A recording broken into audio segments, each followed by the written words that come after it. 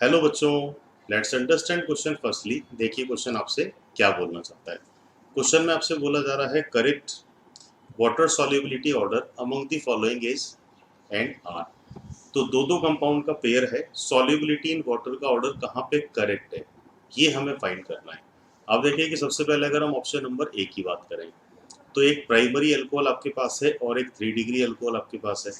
तो अभी कह सकते हैं कि टर्शरी अल्कोहल में ये ब्रांचिंग वाली कंडीशन बनेगा और ब्रांचिंग जितना ज़्यादा होता है उतना ही सरफेस एरिया मिनिमाइज हो जाएगा और जितना कम सरफेस एरिया है ये नॉन पोलर ग्रुप का जो इन्फ्लुएंस है ये उतना ही कम रहेगा और सॉल्युबिलिटी 3 डिग्री का ज़्यादा होना चाहिए।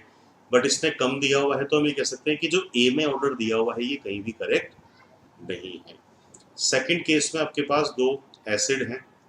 अब देखिए कि पहले वाले केस में दिया हुआ है पैरा हाइड्रोक्सी और सेकंड वाले केस में दिया हुआ है ऑर्थो हाइड्रोक्सी।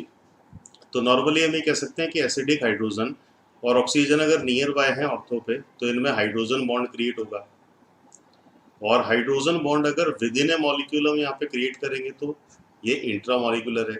और पैरा वाले केस में कहीं ना कहीं हाइड्रोजन बॉन्डिंग का जो नेचर हम लेंगे ये इंटर मॉलिक्यूलर है। तो इंटर मॉलिक्यूलर के केस में बॉइलिंग पॉइंट सॉल्युबिलिटी ये ज़्यादा होता है, इंट्रामोलिकुलर के केस में ये कम हो जाता है। तो कहीं ना कहीं जो बी में ऑर्डर दिया हुआ है ये भी इनकरेक्ट हो गया। अब आ जाते हैं हम थर्ड वाले केस पे। अब देखिए कि para dichloro benzene dipole moment perfectly zero है, नॉन पोलर, और इस केस में डाइपोल मोमेंट जीरो से ज़्यादा रहेगा। दैट मीन्स की ऑर्थो डाइक्लोरो की जो कंडीशन है ये पोलर हो गया और पोलरिटी जितना ज़्यादा है उतना ही सॉल्युबिलिटी भी ज़्यादा होता है।